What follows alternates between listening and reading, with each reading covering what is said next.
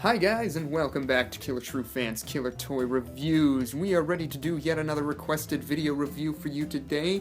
This video was done for the Mesozoic Master, who requested us to take a look at this guy, the Safari Limited Carnegie Collection Tanystropheus figure.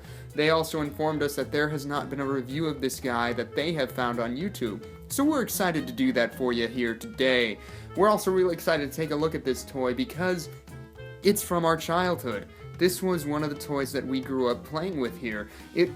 I think we played with it so much that its head came completely off. Like, we just tore that thing clean off from all the bending and the movement. So yeah, really excited to take a look at this figure because not only is it unique, but it also has some nostalgia factors playing into it. But without further ado, let's start this review. Alright, let's do this.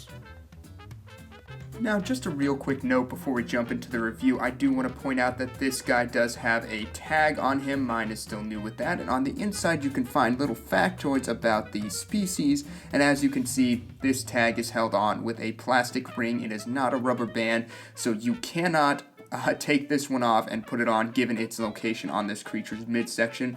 So for sake of keeping mine looking nice and new, we are going to leave that on, and we'll just have to work around it for this review. But anywho, starting off at the head, as you can see, there's really not a lot in terms of detail on this particular model. The eye is really just a painted on dark circle. The teeth, you can see the teeth kind of poking out between the upper and lower jaw. And really, there's not a lot in terms of scales or texture. It is devoid. I mean, it's kind of a rough surface, but beyond that, there's really not much to it. I guess under the neck or chin, you can see some wrinkles in the neck, but really, that is about all there is to the surface detail of this model's head. And I guess it is rather small, but still, that's never stopped other companies, and it is kind of disappointing that since this is one of the few Tanystropheus models that exist, that it is so lacking in the detail department. If we move down the neck, as you can see, you have got hints at scaling on the kind of the back there, and you've got some lovely, or not, I won't say lovely, but some rather garish striations carved out there. You can also see the little perforations in the neck, which allow for the wire movement, which is pretty important, and we will get to that, give you a little demonstration in a minute here. And once you hit the midsection, the texturing does become more apparent, and I do think better done, particularly right in that sort of throat area.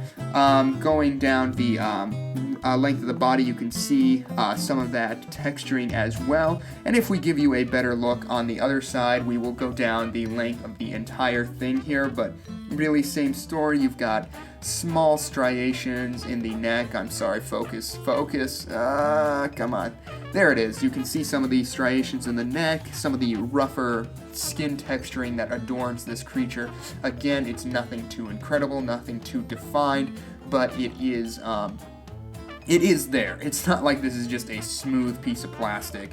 You've got some nice wrinkles around the leg area and around the swell of the gut. As you can see, it does have feet with webbed fingers, which I think is pretty cool. And if we go down the tail, you can see the striations and wrinkles are better defined, definitely, and you can get a better look at them in this particular area.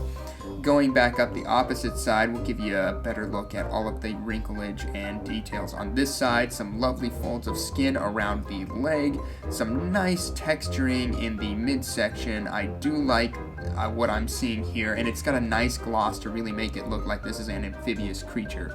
Speaking of amphibious creature, here is a better look at the legs and claws. They've got some nice musculature and are incredibly frog-like, if you ask me. They look like frog legs, which I think is very cool, and the webbing between the fingers does help with that sort of aesthetic. As far as the paint job goes, it is pretty colorful. There are two variations of this one, and I do think I have the better, in my personal opinion. This one features a sort of green back with tan and sort of golden orange stripes inside the tan stripes, and those continue all the way up to the top of the head. The underbelly is done in a light blue. You can kind of get a good look at the throat. You can see it there on the throat, and you have got a blue ring around the eye. Nice splash of color up there. And then the orange and tan stripes sort of split the green from the underbelly, the blue underbelly. I do like this shade of blue. I think it's very pretty. It pops very well and contrasts very well to the rest of the coloration, which I think is pretty cool, but they don't really clash, which is also nice. The underbelly features all of the pertinence. Tanystropheus, 1999 Carnegie collection from Safari Limited.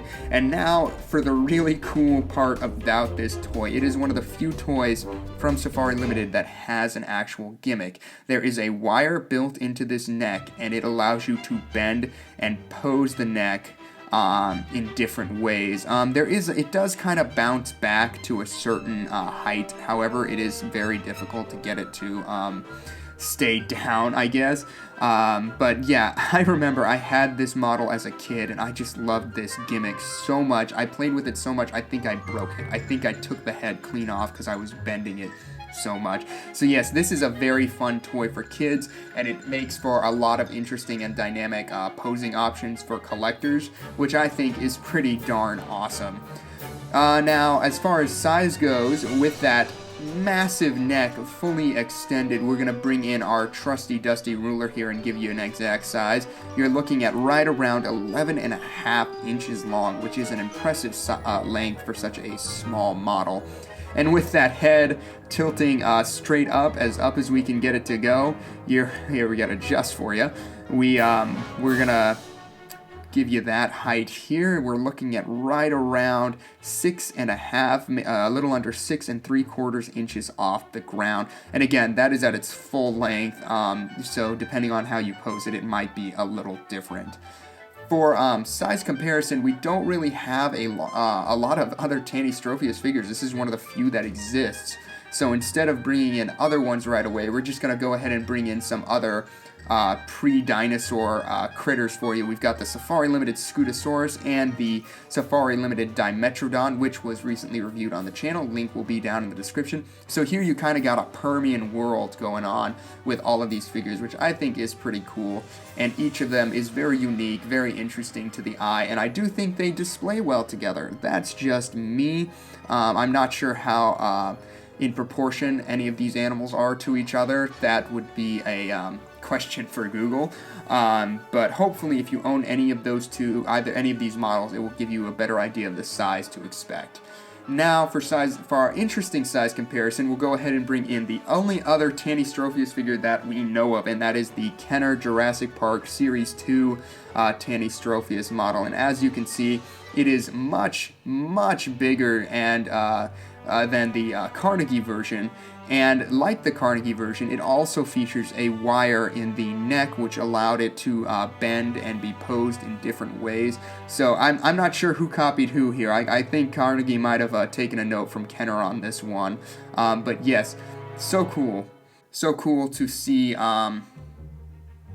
this toy being done, and especially when they implement a gag into it. You know, it's such a unique creature with that massive neck, and I'm glad that toy companies realize that that is something that can be taken advantage of in terms of gimmicks. Well everyone, that is going to do it for our look at the Carnegie Tanystropheus model. Overall, this model really is unimpressive, to say the least. It doesn't feature a lot of sculptural details. Its paint job, though eye-catching, is a little garish when you get up close and look at it. And honestly, without that awesome neck gimmick, I feel like this figure would be sunk, which is a shame because it's a species you see so rarely.